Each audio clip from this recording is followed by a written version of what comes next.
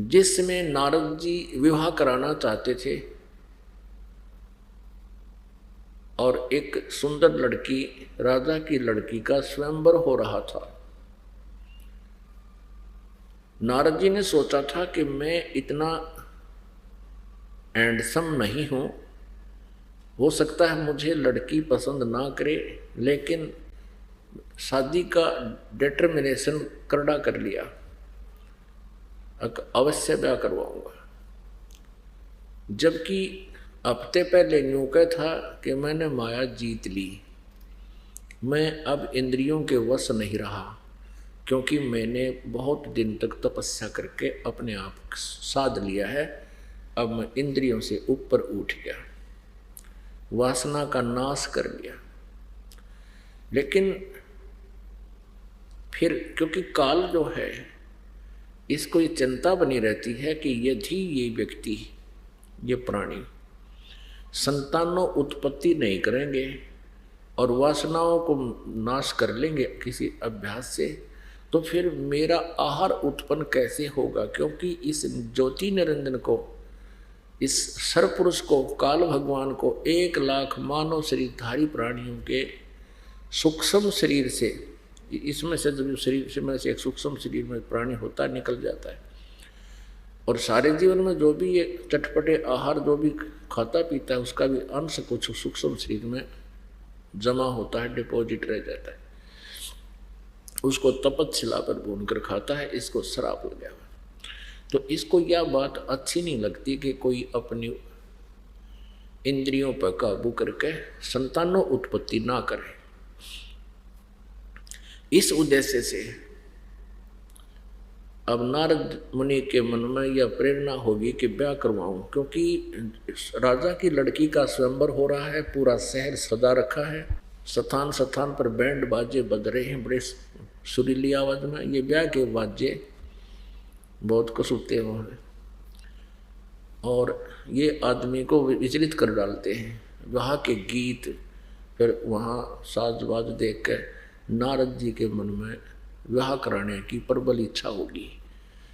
तो नारद जी ने सोचा भी मैं तो पसंद आऊँगा नहीं, क्योंकि लंबा चौटा और बाकी मुंड मुंडा रखा। क्यों ना भगवान से, श्री विष्णु जी से उनका रूप मांग लूँ, उनका वो बहुत सुंदर हैं। इसी उद्देश्य से एकांत में जाकर भगवान को याद किया। श्री विष्णु जी प्रकट हो गए। कहा क्या चाहते हो मुनि जी? नारद जी ने कहा कि मुझे हरि रूप चाहिए, हरि का रूप चाहिए, आपका रूप चाहिए। हरि माने बंदर भी होता है, संस्कृत में हरि माने बंदर भी होता है। विष्णु जी ने कह दिया तथास्तु।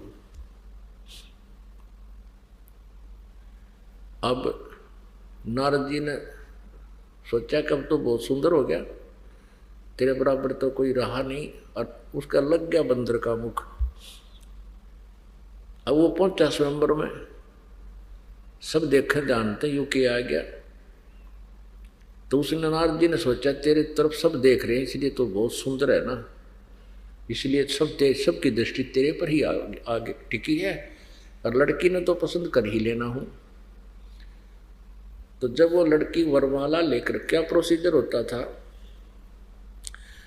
एक पंक्ति में, राउंड ऐसे पंक्ति में राजा लोग बैठ जाते थे, जो उस लड़की के लिए आते थे विवाह कराने के लिए। और लड़की को स्वतंत्रता होती थी, वो जिसको चाहे उसको चुन लेती थी। स्वयंवर का अर्थ होता स्वयं अपना पति को चुनना।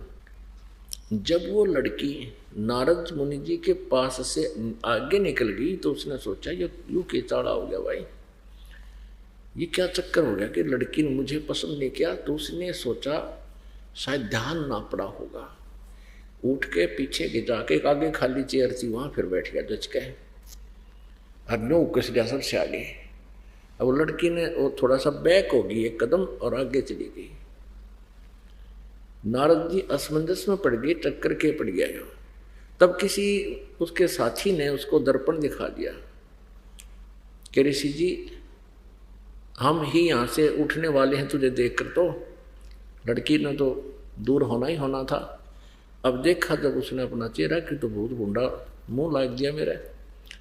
तब उसने बिना गिनती की गाड़ दी श्री विष्णु जी को, तेरा नाश हो, तो सदा छल करता आया है, और तू जैसे आज मैं एक पत्नी स्त्री की वियोग में दुख पा रहा हूं, एक पूरा जीवन तू स्त्री के, अपनी पत्नी के वियोग में बिताएगा,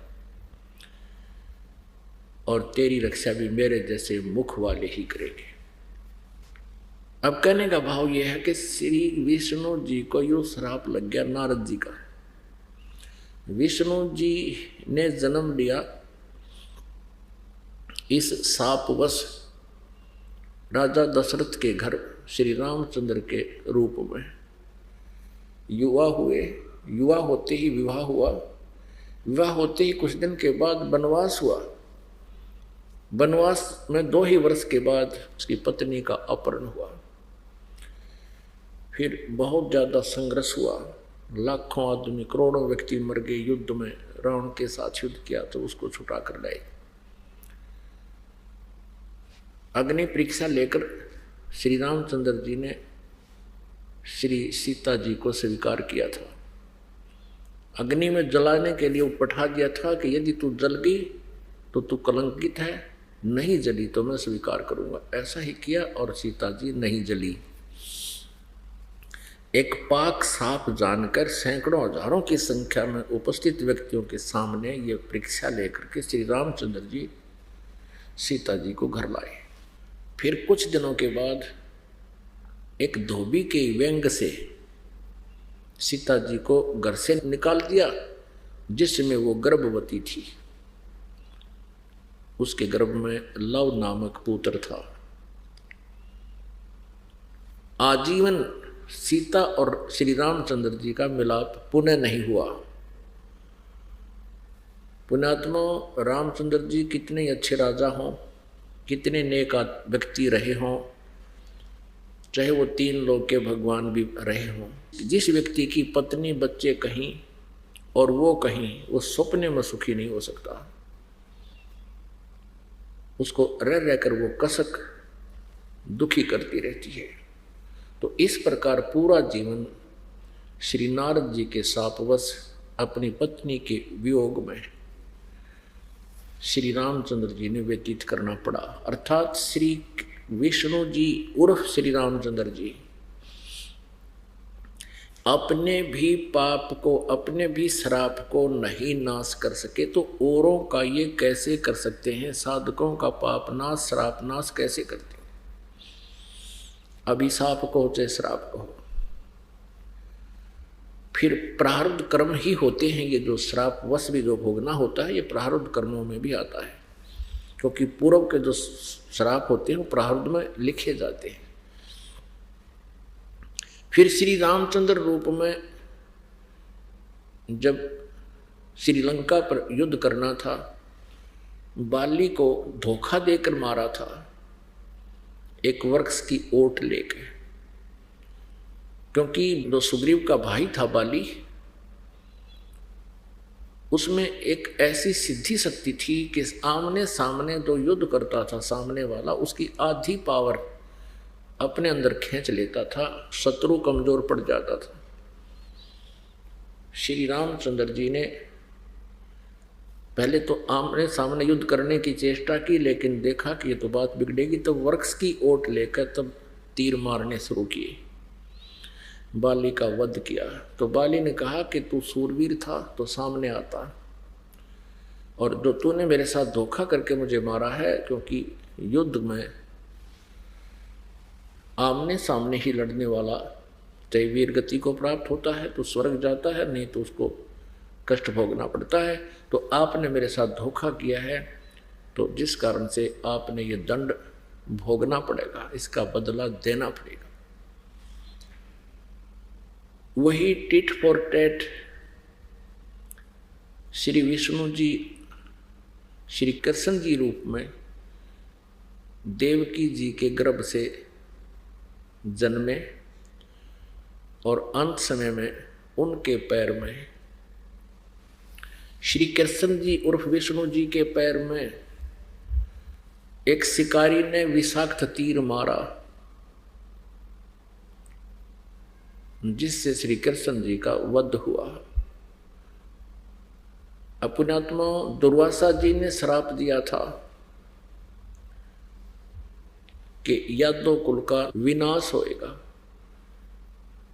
और वैसा ही हुआ। श्री कृष्ण जी अपने विनाश को नहीं बचा सके, अपने कुल को भी नहीं बचा सके, और पूरे यादव कुल का विनाश हो गया। आपस में लड़कर मर गए।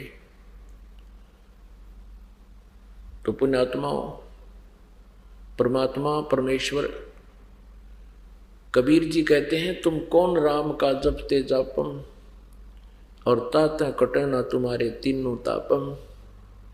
तुम कौन भगवान का जाप करते हो जिससे तुम्हारे तीन ताप भी नष्ट नहीं हो सकते।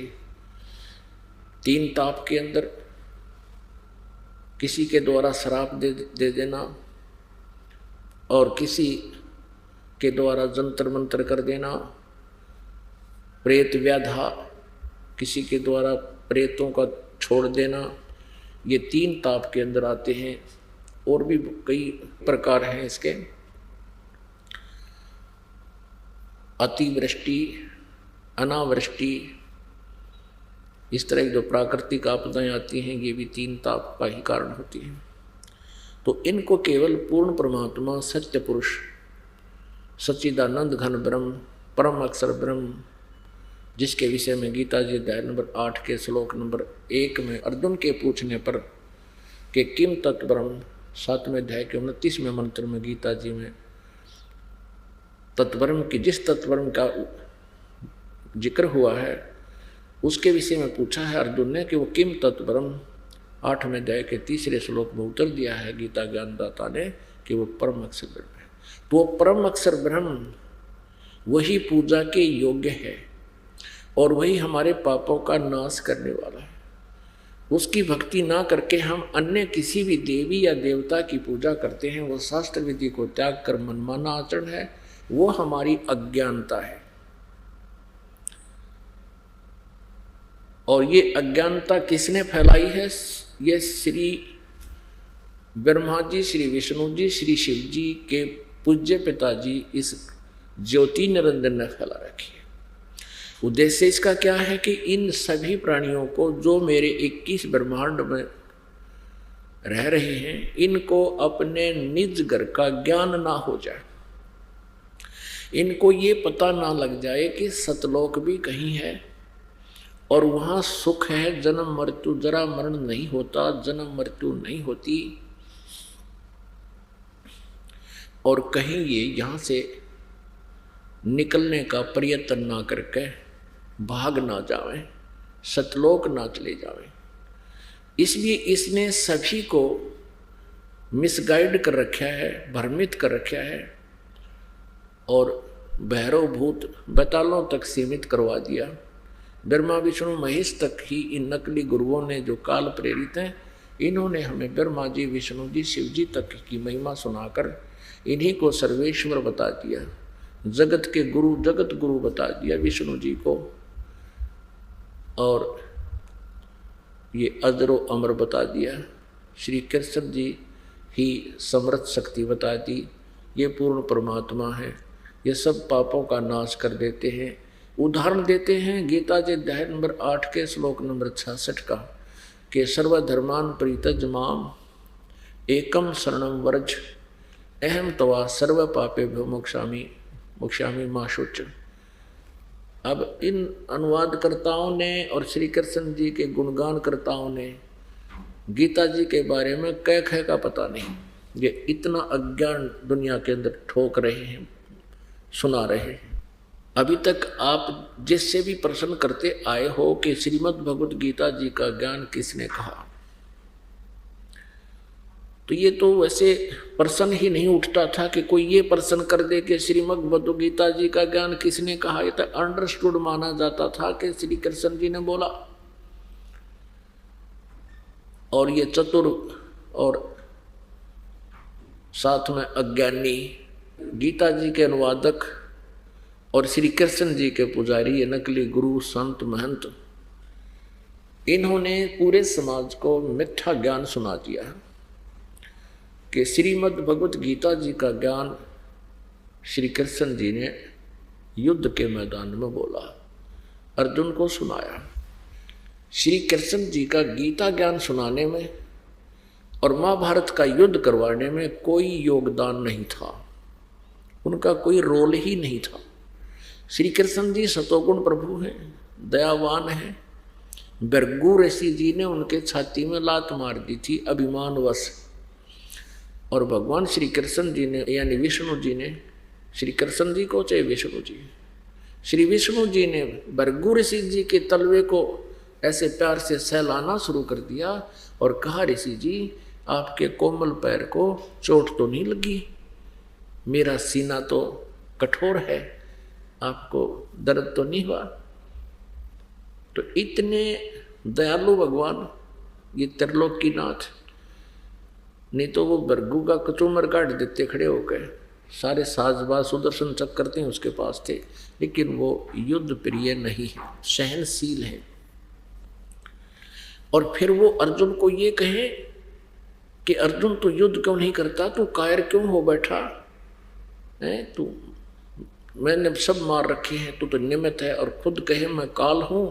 श्री कृष्ण जी ने पहले कभी काल नहीं कहा, श्री कृष्ण जी ने युद्ध के बाद कभी अपने आप को काल नहीं कहा। वास्तव में ये काल 21 ब्रह्मांड का स्वामी श्री ब्रह्मा, श्री विष्णु, श्री शिव जी के पिता, ये काल, ये ज्योति निरंजन श्री कृष्ण जी के शरीर में प्रवेश कर गया और उसने फिर युद्ध करवाया और गीता वाला ज्ञान बोला। पुण्यात्माओं, यदि आपने परमात्मा चाहिए, अब समय आ गया है मोक्ष कराने का, सतलोक जाने का। अब ये समय परमेश्वर कबीर देव जी ने इसलिए सेलेक्ट किया था, कलयुग की बीचली पीढ़ी, कि इसमें सभी को शिक्षित करेंगे। और आज हम भारतवासी 99.99 जो है ना शिक्षित हो गए। पहले इसके विपरीत था, आधा प्रतिशत व्यक्ति ही गुरु और ये मार्गदर्शक आध्यात्मिक ज्ञान के ज्ञाता माने जाते थे, और वो उन्होंने जैसे भी हमें घुमा दिया झूठ कपट करके, हमने उनके ज्ञान को स्वीकार करके। अब ये काल कौन है? गीता जी अध्याय नंबर 18 के श्लोक नंबर 66 में ये बोल कौन रहा है? वो कहता है कि सर्वधर्मान प्रीतज माम एकम शरणम व्रज। ये काल बोल रहा है। गीता जी अध्याय नंबर 11 के श्लोक नंबर 32 में कहता है कि अर्जुन मैं काल हूँ और अब इन सब लोगों का नाश करने के लिए प्रवृत्त हुआ हूँ। तू युद्ध ना करेगा तो भी इनने मैं नहीं बख्शूंगा, तेरे को तो नियमित बनाना है, उठ और युद्ध कर। पुण्यात्मा याद रहे, श्री कृष्ण जी कौरवों और पांडवों का आपस में कंप्रोमाइज कराने के लिए बहुत प्रयत्नशील रहे। इतिहास बताते हैं, महाभारत बताता है, पवित्र महाभारत सदग्रंथ में ऐसा प्रमाण है। और उन्होंने कोशिश की कि युद्ध ना हो, और यहाँ तक ऑप्शन करवा दी पांडवों से कि तुम 5 गांव ले लो, आधा राज्य मत डिमांड करो, नहीं तो नाश हो जाएगा, विनाश हो जाएगा, आपस में कट के मर जाओगे, राज कौन करेगा? क्या पता युद्ध में तुम मारे जाओ या कौरव मारे जाएं, फिर राज्य कौन करेगा? तो ये बात साथ में ये भी श्री कृष्ण जी ने कह दिया था कि मैं युद्ध नहीं करूंगा, एक तरफ मेरी सेना होगी, एक तरफ मैं होऊंगा, और मैं हथियार भी नहीं उठाऊंगा। पांडवों के सामने एक समस्या खड़ी हुई कि श्री कृष्ण जी पांडवों का रिश्तेदार था, क्योंकि श्री कृष्ण जी की बहन सुभद्रा अर्जुन का ब्याही थी, सुभद्रा का पुत्र अभिमन्यु था। अब उनके मन में ये धारणा होगी कि यदि बंटवारा हो गया, हो ही रहा है तो होना ही है, आधे राजा उधर होंगे, आधे हमारे पास होंगे। अब हमने ये आशा थी कि श्री कृष्ण जी हमारे साथ होंगे, क्योंकि हमारे रिलेटिव हैं। अब इन्होंने खुद फैसला कर दिया, एक तरफ मेरी सेना होगी, एक की तरफ मैं होऊंगा। यदि हम सेना डिमांड करेंगे तो हमारे जैसा नीच नहीं, लेकिन हम सेना डिमांड नहीं कर सकते, हम तो श्री कृष्ण जी को ही मांगना पड़ेगा। और इन्होंने कसम उठा ली, प्रतिज्ञा कर ली कि मैं युद्ध नहीं करूंगा। तो पांडवों ने सोचा कि श्री कृष्ण जी की यह सलाह मान लेते हैं कि हम 5 गांव ले लेंगे। तो श्री कृष्ण जी से प्रार्थना कर दी कि जी हमें 5 गांव दिला दो, हम युद्ध नहीं चाहते। श्री कृष्ण जी ने कौरवों की सभा में जाकर यह संदेश दिया कि दुर्योधन 5 गांव दे दो पांडव को, अब आपका जो बंटवारा हो गया और कंप्रोमाइज कर लो। अब दुर्योधन नहीं माना, कहते विनाश काले विपरीता बुद्धि। दुर्योधन ने कहा कि यदि उनकी बाजुओं में दम है तो युद्ध करके ले सकते हैं उनको, सुई की नोक टिके इतना भी स्थान नहीं है पांडवों के लिए। इस बात से श्री कृष्ण जी को बड़ा दुख हुआ और कई खोटी खरी सुना दी दुर्योधन को कि दुर्योधन तू पृथ्वी पर एक कलंक उत्पन्न हो गया, तू जो है इस धृतराष्ट्र का नाश करने के लिए उत्पन्न हुआ है, तो इंसान नहीं शैतान है। अरे कहाँ तो आधा राज्य, कहाँ 5 गांव, और ना जाने क्या हो जाएगा युद्ध में। इस बात से दुर्योधन दुख मान गया कि पांडवों का रिश्तेदार होकर हमारे को जलील कर रहा है। उसने अपने योद्धाओं से कहा कि इसको कैद कर लो, कृष्ण को कैद कर लो, डाल दो जेल में। पहले यहीं से शुरू होता है। तो श्री कृष्ण जी ने अपना विराट रूप दिखाया, महाभारत प्रमाण है, प्रत्यक्ष वो उसका साक्षी है। श्री कृष्ण जी ने अपना विराट रूप दिखाया जिससे कौरवों की सभा में उपस्थित लोग उनके उस तेज को सहन नहीं कर सके। एक बार देखा सब घबरा गए, कोई इधर बढ़ गया, कोई इधर बढ़ गया। श्री कृष्ण जी वहां से निकल आए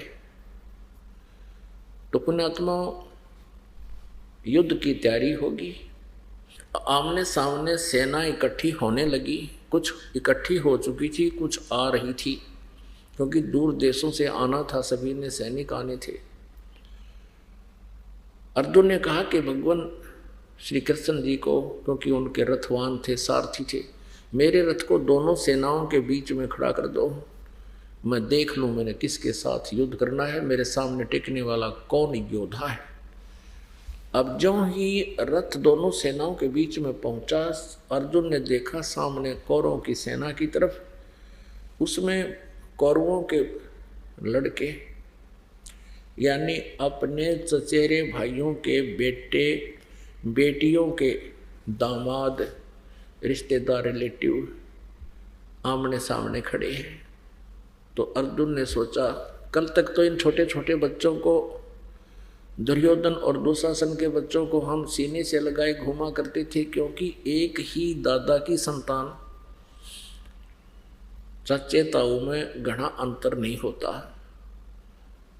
लेकिन ये नीच लोभ ने जुल्म करवा दिया है।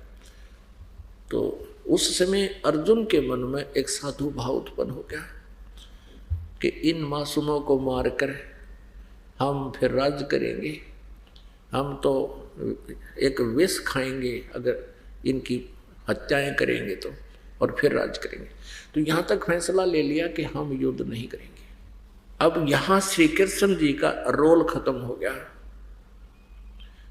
अब काल को पता था, ज्योति निरंजन को पता था कि श्री कृष्ण जी युद्ध नहीं होने देंगे, ये तो पहले इसके विरोधी थे। और अब अर्जुन ने बोल दिया है कि मैं युद्ध नहीं करूंगा, हम भिक्षा का अन्न खाकर भी गुजारा कर लेंगे, मैं ये युद्ध नहीं करूंगा, ये फाइनल फैसला है। अर्जुन ने यहां तक कह दिया कि ये सामने खड़े हुए कौरव और मुझ निहत्थे को, उसने बाण डाल दिए, धनुष डाल दिया नीचे कि मुझे निहत्थे को भी ये मार दे, मैं खड़ा हूं, मेरी मौत हो जाए, ये युद्ध टल जाए। अर्जुन की मृत्यु होने के बाद पांडवों के पास कोई विकल्प नहीं था कि वो युद्ध कर ले। यहां तक निर्णय ले लिया, लेकिन काल ने सोचा बात बिगड़गी, युद्ध टल जाएगा। उसी समय श्री कृष्ण जी के शरीर में प्रेतवत प्रवेश कर गया ये ज्योति निरंजन ब्रह्म।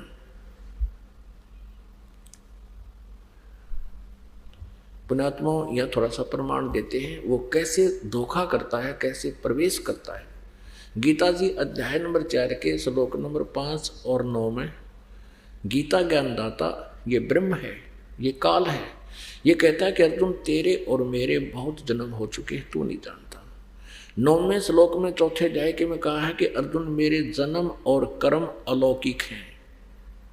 वो कर्म कैसे अलौकिक है, अभी आपको प्रमाण दिखाते हैं श्री विष्णु पुराण में। ये काल क्या करता है, छल कैसे करता है। ये इस ज्योति निरंजन काल ने, ब्रह्म ने, सर्वपुरुष ने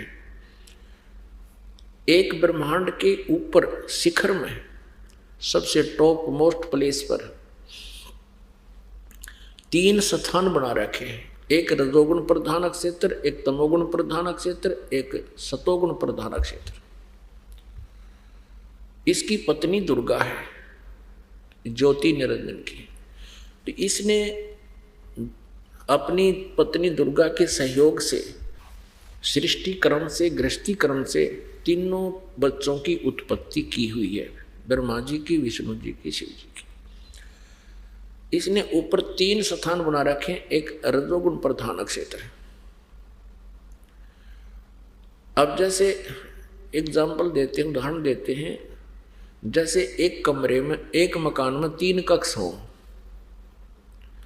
एक कक्ष में अश्लील चित्र लगे हुए हों, दूसरे में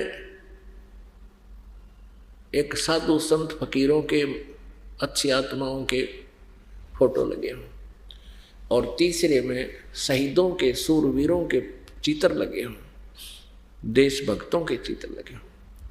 तो जिस समय उस अश्लील चित्र वाले कमरे में प्रवेश करता है व्यक्ति, तो उसका मन, उसका स्वभाव उसी तरह का हो जाता है, बट नेचुरल है। इस ज्योति निरंजन ने अपने तीनों पुत्रों को कैसे एक एक गुण युक्त उत्पन्न किया है। जब दुर्गा और ये काल रजोगुण प्रधान क्षेत्र में होते हैं, तो ये ऐसा रूप बनाता है जैसा आप जी ब्रह्मा का देखते हो। जैसा आप जी ब्रह्मा का रूप देखते हो, ऐसा रूप बना लेता है, और अपनी पत्नी दुर्गा को सावित्री रूप में रखता है। इन दोनों के संयोग से जो पुत्र उत्पन्न होता है, उसी का हम सकल हो जाता है, हम रूप हो जाता है, समरूप हो जाता है। जब ये पुत्र उत्पन्न हो जाता है, इसको कोमा में डालकर उसकी परवरिश जारी रखते हैं, इसको अचेत रखते हैं जब तक ये युवा होता है। उसके बाद ये दूसरे सतोगुण प्रधान क्षेत्र में चले जाते हैं। तो जिस कक्ष के अंदर साधु संत फकीरों के चित्र लगे हों, तो वहाँ अपने आप मन एक विशेष शांति महसूस करता है। तो ऐसे ही वहाँ ये विष्णु रूप धारण कर लेता। जैसे आप जी विष्णु जी को देखते हो, ऐसा सेम टू सेम ऐसा रूप बनाता है, और दुर्गा का रूप ये महालक्ष्मी रूप में रखता है। इन दोनों के संयोग से जो पुत्र उत्पन्न होता है, उस सतोगुण प्रधान क्षेत्र में वो ऑटोमेटिकली सतोगुण युक्त हो जाता है, और जो रजोगुण प्रधान क्षेत्र में उत्पन्न होता है, वो ऑटोमेटिकली उसमें रजोगुण होते हैं, जिसमें वो खुद उसी विचार और भाव से रहते हैं, तो बच्चे में भी वही गुण प्रवेश कर जाते हैं। इसी प्रकार ये तीसरे तमोगुण प्रधान क्षेत्र में जो आप यहाँ शिव जी को देखते हो, सेम टू सेम ऐसा रूप बना लेता है, और इन दुर्गा को पार्वती रूप में रखता है। इन दोनों के संयोग से उस तमोगुण प्रधान क्षेत्र में जो पुत्र उत्पन्न होता है, वो हम सकल हो जाता है, इसी का हम रूप हो जाता है, समरूप हो जाता है। और फिर उन दोनों को भी ये ऐसे ही कोमा में रख देते हैं। जब ये बड़े होते हैं, तब तक इनको अचेत रखते हैं, और फिर ये युवा हो जाते हैं। ब्रह्मा को कमल के फूल पर, विष्णु को शेषनाग की सैया पर रखकर और शिव जी को कैलाश पर्वत पर, इन तीनों को सचेत कर देते हैं, फिर इकट्ठा कर देते हैं, फिर इनको आदेश दे करके अपना ये तीन लोक का इनको मुखिया बना देते, एक एक विभाग का। तीन लोक कौन कौन से? पृथ्वी, नीचे पाताल और ऊपर स्वर्ग। इन तीन लोकों में ये एक एक विभाग के स्वामी प्रभु बन जाते हैं। तो पुण्यात्मा, इसने प्रतिज्ञा कर रखी है, अटल नियम बना रखा है अपनी पत्नी से। इसने कहा था दुर्गा से कि मैं किसी के सामने नहीं आऊंगा, क्योंकि सामने आवत इसको प्रश्न पूछे दुनिया कि ये क्या हो रहा है, ये क्या कर रहे हो। इसने शर्म के मारे ने कि 1 लाख जीव रोज मारूंगा और खाऊंगा, और फिर मुझे नफरत की दृष्टि से देखेगी जनता। इसलिए इसने पहले ही सूझबूझ से एक सुनियोजित षड्यंत्र के तहत प्रतिज्ञा कर रखी है कि मैं कभी अपने वास्तविक रूप में किसी के प्रत्यक्ष नहीं होऊंगा, मैं अपनी योग माया से छुपा रहूंगा। गीता जी अध्याय नंबर 7 के श्लोक नंबर 24 और 25 में ये प्रत्यक्ष प्रमाण है। ये कहता है कि ये अज्ञानी जन समुदाय मुझ अव्यक्त को, मैं कभी किसी के समक्ष नहीं होता, मुझे व्यक्तिम आपनम, मुझे व्यक्ति रूप में आया हुआ श्री कृष्ण मान रहे होंगे। जब वो ज्ञान दे रहा था, कहता मैं कृष्ण नहीं हूं, आई एम नॉट कृष्ण। तो कैसे बोल रहा था? उसने कसम खा रखी है कि मैं कभी किसी के समक्ष नहीं आऊंगा। अब आप जी को प्रत्यक्ष प्रमाण दिखाते हैं कि ये कैसे प्रवेश हुआ श्री कृष्ण जी में। अब विष्णु पुराण में आपको प्रमाण दिखाते हैं, श्री विष्णु पुराण में। अब देखिएगा श्री विष्णु पुराण, ये गीता प्रेस गोरखपुर से प्रकाशित है, सचित्र हिंदी अनुवाद सहित है। अनुवादक हैं श्री मुनीलाल गुप्त और गीता प्रेस गोरखपुर से प्रकाशित है। ये देखिएगा, चतुर्थ अंश और 233 पृष्ठ, 233 पृष्ठ, चतुर्थ अंश अध्याय नंबर 2, चतुर्थ अंश का अध्याय नंबर 2, यानी दूसरा अध्याय यहाँ से प्रारंभ होता है। और हम यहाँ पढ़ेंगे इसको, इसके 22 श्लोक से शुरू करते हैं। 22वें श्लोक से, पूर्व काल में त्रेता युग में एक बार अति भीषण देव असुर संग्राम हुआ, राक्षसों और देवताओं का युद्ध हो गया। उसमें महाबलवान दैत्यगण से पराजित हुए देवताओं ने भगवान विष्णु की आराधना की। तब आदि अनंत शून्य अशेष जगत प्रतिपालक श्री नारायण ने देवताओं से प्रसन्न होकर कहा, आप लोगों का जो कुछ अभिष्ट है वह मैंने जान लिया है, उसके विषय में यह बात सुनिए। राजऋषि ससाद का जो पुरंजय नामक पुत्र है, उस अक्षत्रिय श्रेष्ठ के शरीर में मैं अंश मात्र से स्वयं अवतीर्ण होकर उन संपूर्ण दैत्यों का नाश करूंगा। अतः तुम लोग पुरंजय को दैत्यों के, राक्षसों के वध के लिए तैयार करो। पुण्यात्मा,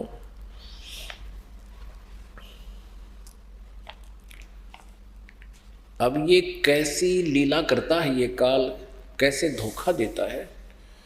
आज तक ये इतना जटिल प्रश्न कैसे बना रहा, भगवान कैसा है, निराकार है। विष्णु जी की पूजा करने वाले भी कहते हैं भगवान निराकार है। फिर श्री विष्णु जी को तुम सर्वेश्वर बताते हो, सर्वेश्वा भी बताते हो, इनके कोई माता पिता नहीं, फिर कहते भगवान तो निराकार है, वो दिखाई नहीं देता। तो बालकों वाला ज्ञान था, अभी तक हमें कह का पता नहीं था। इन हमारे गुरुओं ने, नकली गुरुओं ने, जो हिंदू समाज के गुरु और ऋषि महर्षि कहलाते थे। कारण क्या है कि ये काल ने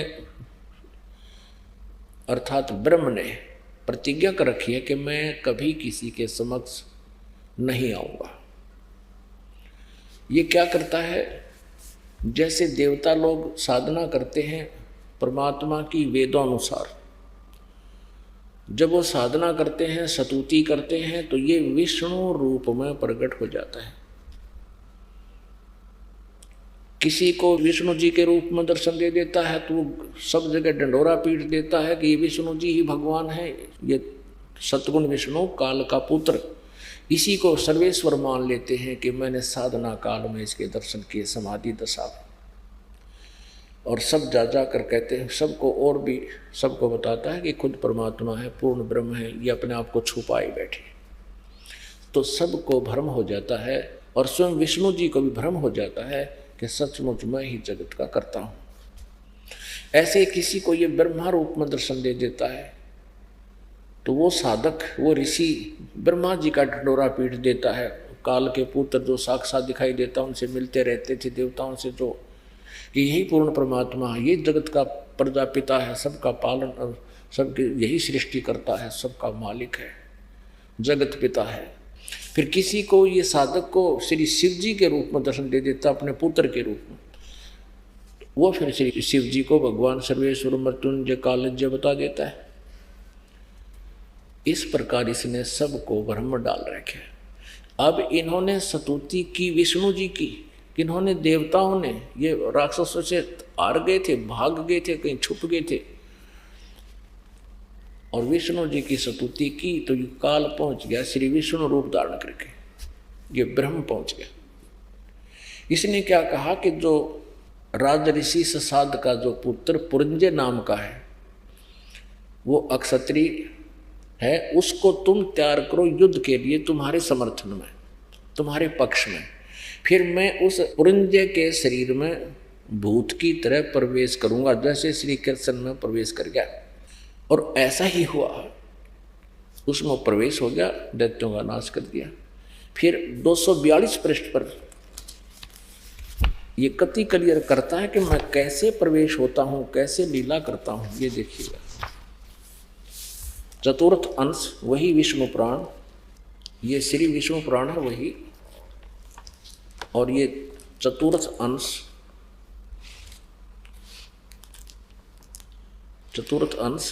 और तीसरा अध्याय श्री विष्णु पुराण, और 242 पृष्ठ पे हम नीचे पढ़ेंगे। यहाँ देखिए तीसरा अध्याय। पूर्व काल में रसातल में मौने नामक 6 करोड़ गंधर्व रहते थे। उन्होंने समस्त नाग कुल के प्रधान रतन और अधिकार छीन लिए थे। गंधर्वों के पराक्रम से अपमानित उन नागेश्वरों द्वारा स्तुति किए जाने पर उसके श्रवण करने से जिनकी विकसित कमल सदृश आंखें खुल गई हैं, निंद्रा के अंत में जागे हुए उन जलसाई भगवान सर्वदेवेश्वर को प्रणाम करके उनसे नागगण ने कहा, भगवान, इन गंधर्वों से उत्पन्न हुआ हमारा भय किस प्रकार शांत हो।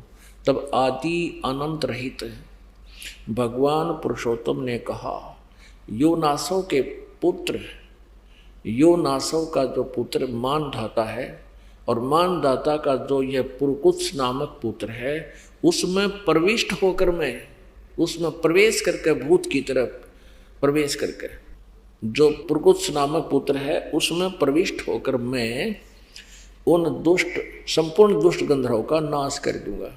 कति कंसेप्ट क्लियर हो गया। उस पुरकुत्स नामक पुत्र है, उसमें प्रविष्ट होकर मैं उन संपूर्ण दुष्ट गंधर्वों का नाश कर दूंगा। अब पुण्यात्माओं, ये सारा रहस्य अपने सदग्रंथों में विद्यमान है, और ये अज्ञानी श्री कृष्ण के भक्त, विष्णु जी के भक्त, शिव जी के भक्त जो गुरुजन थे, ये हमें यथार्थ ज्ञान नहीं बता सके, और आज तक हमें काल के जाल में फंसाए रखा। तो पुण्यात्माओं, ये स्पष्ट हो गया कि ये इस प्रकार श्री कृष्ण जी में प्रवेश कर गया। ये कहता मेरे जन्म और कर्म अलौकिक है, ये ऐसे कर्म करता है, यह किसी के सामने नहीं आता। देखिएगा, श्रीमद् भगवत गीता जयदयाल गोविंद का द्वारा ये अनुवादित है। ये जय दयाल गोविंद का, इसके अपने साइन है, इसमें गीता प्रेस गोरखपुर से प्रकाशित है। अब इसके 7वें अध्याय का 24-25 श्लोक आपको सुनाते हैं, ये देखिएगा। अध्याय नंबर 7 श्रीमद् भगवत गीता, अध्याय नंबर 7 श्लोक नंबर 24 में, बुद्धिहीन पुरुष मेरे अनुतम अविनाशी परम भाव को न जानते हुए, अनुतम माने अनुतम, स्पष्ट लिखा है। संस्कृत में भी अनुतम है, अनुतमम, और इसमें भी अनुतम। अनुतम का अर्थ 4ठी कक्षा का बच्चा बता देगा, अश्रेष्ठ घटिया। ये कहता है कि मेरा एक अनुतम अविनाशी यानी अटल नियम है, भाव है कि मैं कभी किसी के सामने प्रकट नहीं होता। जब एक सारी सृष्टि का कर्ता और पिता अपने बच्चों से छुपा है तो उसमें कोई दोष है, ये घटिया नियम ही कहा जाता है। अव्यक्तम माम व्यक्तिम आपनम मन्यन्ते, मन्यन्ते, ये तीनों ने अज्ञान कर रखा सारा। अव्यक्तम, मुझ अव्यक्त को ये व्यक्ति भाव प्राप्त हुआ मानते हैं, मुझे ये कृष्ण मान रहे हैं, आई एम नॉट कृष्ण। अब 25 में क्या कहा है, देख 7वें अध्याय का 25वां श्लोक, अपनी योग माया से मैं छिपा हुआ, मैं सबके प्रत्यक्ष नहीं होता, इसलिए यह अज्ञानी जन समुदाय मुझ जन्म रहित अविनाशी परमेश्वर को नहीं जानता। हमने ये लेना है कि मैं अपनी योग माया से छिपा हुआ, अपनी योग माया से छुपा हुआ मैं सबके प्रत्यक्ष नहीं होता, और ये मूर्ख लोग मुझे जन्म लिया हुआ मानते हैं, श्री कृष्ण मान रहे हैं, I am not Shri Krishna. आपको और एक प्रत्यक्ष प्रमाण देते हैं कि श्री कृष्ण जी ने गीता जी का बिल्कुल ज्ञान नहीं था, उन्होंने गीता जी का ज्ञान नहीं बोला। महाभारत में एक प्रमाण आता है कि जिसमें कौरव पांडवों का युद्ध अंत हुआ, कौरवों का नाश हो गया, पांडवों को राज्य प्राप्त हो गया, तो उसमें अर्जुन ने श्री कृष्ण जी से कहा कि भगवान आप द्वारका जाने वाले हो, हमें कुछ शिक्षा देकर जाओ, हम आपके शिष्य हैं, आप हमारे गुरु हैं, एक सत्संग करके जाओ, और इस सत्संग में वो ज्ञान बताना जो आपने युद्ध के समय गीता जी के रूप में दिया था, और मैं भूल गया हूँ उस ज्ञान को युद्ध के कारण। श्री कृष्ण जी क्या कहते हैं कि अर्जुन तू बड़ा ही श्रद्धाहीन है, तेरी बुद्धि अच्छी नहीं है, तूने उस निर्मल ज्ञान को याद क्यों नहीं रखा। स्वयं श्री कृष्ण जी कहते हैं कि अब मुझे वो पूरा समर्थ होना संभव जान नहीं पड़ता, उस समय तो मैंने योग युक्त होकर उस परमात्म तत्व का ज्ञान दिया था, परमात्म तत्व का। अब कोई पूछने वाला हो कि श्री कृष्ण जी युद्ध के समय, भयंकर समय में चारों तरफ सेना खड़ी है, 1 मिनट में विनाश होने वाला है, और वहां तो योग युक्त हो गए। योग युक्त माने समाधिस्थ हो जाना,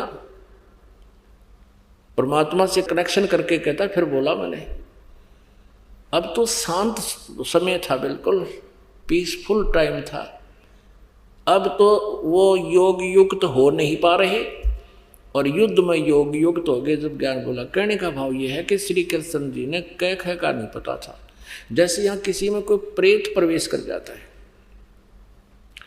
यहाँ सैकड़ों की संख्या में, हजारों की संख्या में आए हैं, और वो बोलते हैं पता नहीं मैं ऐसे हूँ, मैं वहाँ था, मैं ऐसा था, वहाँ रहता था, और जब वो उस प्रेत निकल जाता उस आत्मा से, उस शरीर से, उस ओरिजिनल आत्मा को पता भी नहीं होता मैंने क्या बोला था, और ही बताते हैं कि ऐसे बोला था तूने, ऐसे कह रहा था, ऐसे कह रहा था।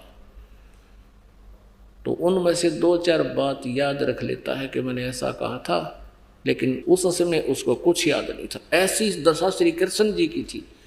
इस श्री कृष्ण जी में उसी समय ये काल प्रवेश कर गया, जैसे पुरकुत्स में प्रवेश हुआ और जैसे पुरंजय में प्रवेश हुआ।